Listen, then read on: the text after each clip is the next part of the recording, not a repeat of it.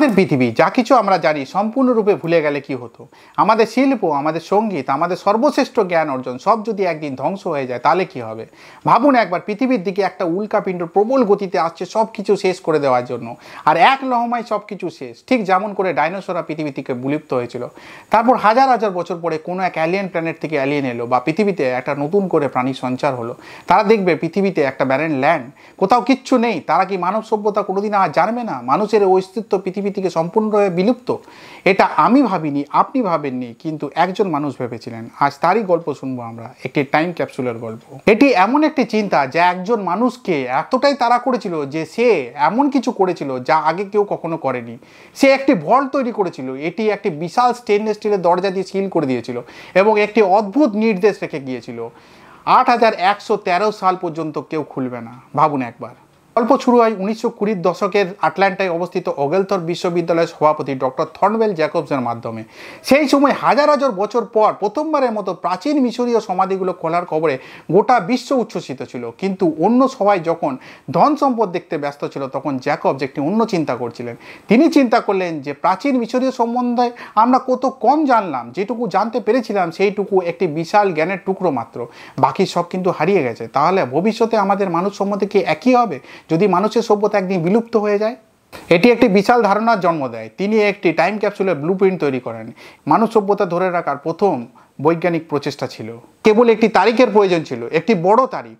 1906 সালে তিনি কিছু অঙ্ক করলেন। তিনি হিসাব করলেন যে 4241 খ্রিস্টপূর্বে মিশরীয় ক্যালেন্ডার প্রতিষ্ঠিত হওয়ার পর থেকে 6177 বছর অতিক্রান্ত হয়েছে, যা তখন ইতিহাসের প্রথম নির্দিষ্ট তারিখ হিসেবে বিবেচিত হতো। তাই তিনি ভবিষ্যতের সাথে একই সংখ্যক বছর যুক্ত করলেন। 8113 সালে মন ছুঁয়ে গেল। এটি কোনো সাধারণ ঘর ছিল না। এটি 20 ফুট লম্বা, 10 ফুট উঁচু এবং 10 ফুট প্রস্থ একটি শক্ত শিলা পাথরের উপর স্থাপিত। এর পুরো গ্রানাইট দেওয়ালগুলি এনামেল প্লেট দিয়ে রেখাযুক্ত ছিল এবং পুরো জিনিসটি জলরোধী ছিল।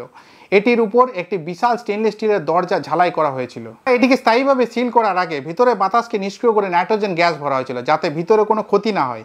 এবং জ্যাকবস ভবিষ্যতের কোনো গুপ্তধন শিকারীকে নিরুৎসাহ করার জন্য এটি চতুর আহ্বান জানিয়েছিলেন। তিনি কোনো সোনা, রূপো বা রত্ন অন্তর্ভুক্ত করেননি।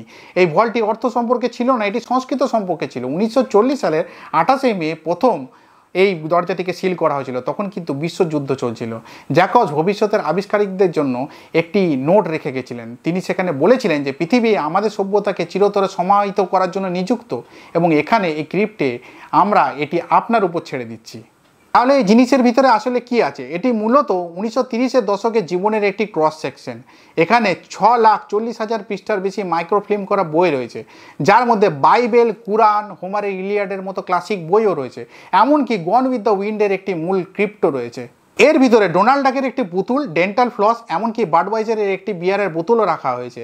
আপনি রুজভেল্টের এবং অ্যাডল্ট হিটলারের মতো নেতাদের ভয়েস রেকর্ডিং পাবেন, এমনকি পোপেরও ভয়েস রেকর্ডিং পাবেন। তারা এটাও চিন্তা করেছিলেন যে ভবিষ্যতের আবিষ্কারকেরা মাইক্রোফিল্মটি কীভাবে পড়বেন। তারা প্রজেক্টর প্যাক করেছিলেন। বিদ্যুৎ না থাকলে কী হবে? তারা বিদ্যুৎ উৎপাদনের জন্য একটি উইন্ডমিল পর্যন্ত তৈরি করেছিলেন। এবং সবচেয়ে অসাধারণ অংশ, যদি কেউ ইংরেজি না বলে, তারা একটি ভাষা ট্রান্সলেটর তৈরি করেছিলেন। এটি হাতে তৈরি করা, ক্র্যাঙ্ক করা একটি গ্যাজেট, যা কোনো বস্তুর ছবি দেখায় বা ইংরেজিতে তার নাম প্রদর্শন করে এবং উচ্চস্বরে শব্দটি উচ্চারণ পর্যন্ত করে। 8113 সালে কেউ কি এটা খুলতে আসবে? তারা কি আমাদের বুঝতে পারবে, নাকি সব কিছুই সম্পূর্ণ অপরিচিত বলে মনে হবে? আমাদের এটা জানার কোনো উপায় নেই, কিন্তু ভল্টটা আসার অপেক্ষায় রয়েছে। ধন্যবাদ।